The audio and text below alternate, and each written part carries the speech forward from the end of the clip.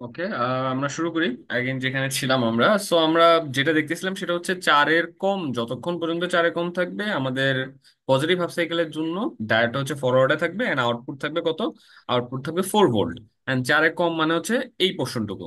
ইনপুটে চারের কম বলতে আমরা এই পোর্শনটুকুই বুঝি। সো এটার জন্য আউটপুট অলওয়েজ 4 ভোল্ট থাকবে। সো আমরা গ্রাফটা হচ্ছে এই এতটুকুর জন্য হচ্ছে জাস্ট এই পোর্শনটুকু পাবো। ওকে, 4 ভোল্ট থাকবে, এটা কনস্ট্যান্ট থাকবে এতটুকু। এরপরে যখন চারের থেকে ভ্যালুটা বাড়বে, যখন 4 থেকে ভ্যালুটা বাড়বে, তখন আমাদের ডায়োডটা রিভার্সে চলে যাবে। আর রিভার্সে গেলে আমরা জানি যে ডায়োডটা ওপেন হয়ে যায়।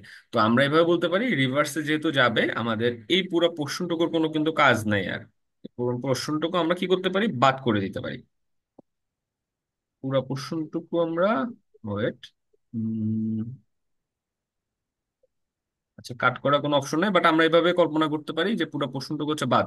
দ্যাট মিনস এই পুরো পোর্শনটুকু হচ্ছে নাই। ঠিক আছে। সো যখন এই পুরো পোর্শনটুকু নাই, দ্যাট মিনস হচ্ছে আমাদের আউটপুট ভোল্টেজ কি হবে? আউটপুট ভোল্টেজ হবে কিন্তু শুধু ইনপুট ভোল্টেজটা। যদি আমরা কেভিএল অ্যাপ্লাই করি, যেহেতু মাঝখানে পোর্শনটুকু নাই, দ্যাট মিনস আমাদের আউটপুট ভোল্টেজ হবে ইনপুট ভোল্টেজটা। সো ইনপুট ভোল্টেজ আমি কত দিচ্ছি? ইনপুট ভোল্টেজ দিচ্ছি হচ্ছে 16।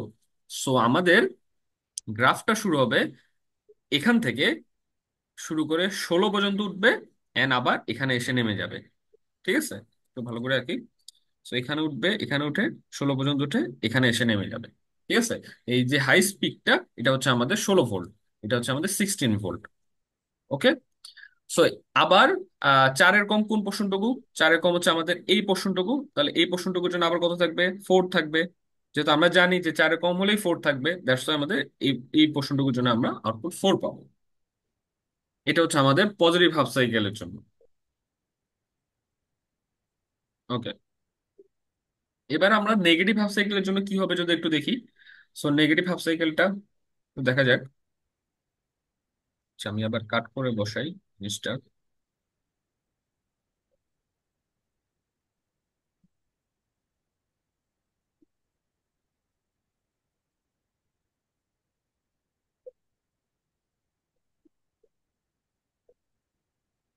ওকে, তো নেগেটিভ হাফ সাইকেলের জন্য কি হবে যদি একটু দেখি। নেগেটিভ হাফ সাইকেলের জন্য এটা প্লাস হয়ে যাবে, এটা মাইনাস হয়ে যাবে। যখনই এটা প্লাস আর এটা মাইনাস, এন্ড আমাদের ডায়োডটা তখন ফরওয়ার্ডে চলে যাবে। এন্ড বায়াসের জন্য তো আগে থেকে সে ফরওয়ার্ডে ছিল, এখন আমাদের ইনপুটের জন্য সে কিন্তু ফরওয়ার্ডে চলে গেছে। তাহলে কি, যখনই দুইটা কন্ডিশনের জন্য ফরওয়ার্ডে চলে যাবে, দ্যাট মিনস এখানে আমার ম্যাথ ইজি। এখানে আমি কিছু কাজ করতে পারবো সহজে। দুইটা কন্ডিশনের জন্যই যেহেতু ফরওয়ার্ডে, দ্যাট মিনস আমার ম্যাথটা অনেক ইজি হয়ে গেছে আমার জন্য। তখন এটা কি থাকবে? এটা শর্ট হয়ে যাবে। তখন আমাদের যে আউটপুট ভোল্টেজটা সেটা শুধুমাত্র এই বায়াস ভোল্টেজটাই হবে, কারণ এই জায়গাটা যেহেতু শর্ট। সো এখানে আমাদের ভোল্টেজ পাবো 4 ভোল্ট। এই ভোল্টেজটা আবার কিন্তু সেম এখানেই পাবো, কারণ হচ্ছে প্যারালালে অলওয়েজ কি ভোল্টেজ সেম থাকে। এটা আমাদের মাথায় রাখতে হবে, প্যারালালে কি থাকে? ভোল্টেজ সেম থাকে। দ্যাট মিনস আমাদের নেগেটিভ হাফ সাইকেলের জন্য আমাদের অলওয়েজ আউটপুট কত থাকবে? আউটপুট অলওয়েজ 4 ভোল্টই থাকবে। এই কথাটা মাথায় রাখবা, ঠিক আছে। সো আমাদের নেগেটিভ হাফ সাইকেল শুরু হয় এখান থেকে, শেষ হয় এখানে। ঠিক আছে, তাহলে এই পুরো পোর্শনটুকুর জন্য আমরা কি থাকবে? আউটপুট 4 ভোল্টই থাকবে। এই পুরো পোর্শনটুকু হচ্ছে আমাদের 4 ভোল্ট হবে। ওকে। তো এইভাবে মূলত তোমাদের ম্যাথ গুলা সলভ করতে হবে। দেখে শুনে সলভ করবা। একটা কোশ্চেনে কিন্তু 5 মার্কস।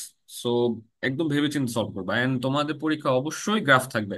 এটা আমি 200% এনশিওর করতে পারি যে অবশ্যই গ্রাফ থাকবে পরীক্ষায়। ওকে, কারো কোনো কোশ্চেন থাকলে করতে পারো। কোনো জায়গায় না বুঝলে কেউ কোশ্চেন করতে পারো।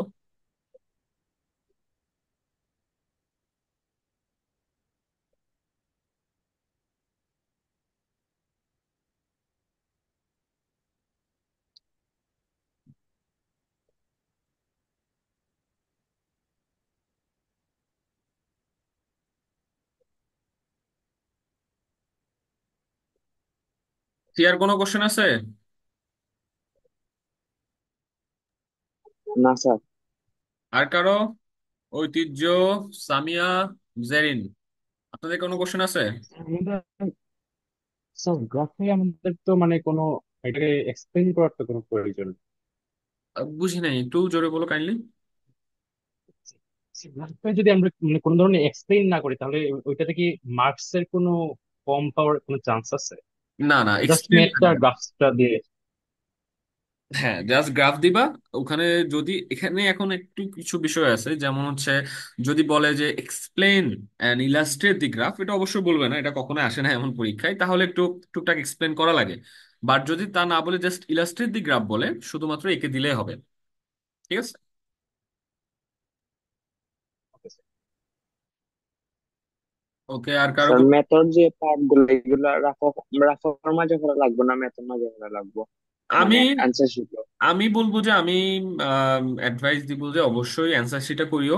কারণ হবে কি তখন তোমার জন্য ইজি হবে, বারবার রাফটা উল্টাইতে কনসেন্ট্রেশন ব্রেক হয়ে যায়। সো ম্যাথের মধ্যে যদি তুমি করো, ম্যাথটা দেখে হচ্ছে গ্রাফটা আঁকবা, তোমার জন্য ইজি হবে। ওকে। তো আর কারো কোনো কোশ্চেন থাকলে বলো। আর তোমরা, আমি কিন্তু 34 তোমাদের 34 দিছিলাম, দেখো তো একটু সাজেশনে।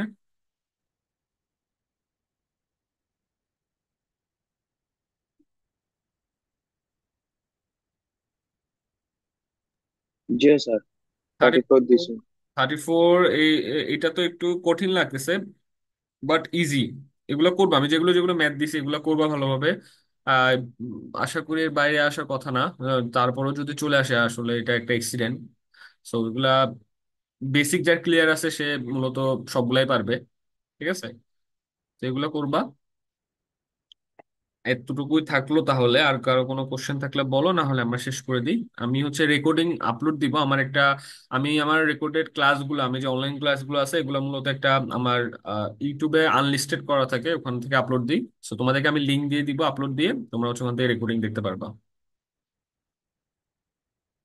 Okay sir.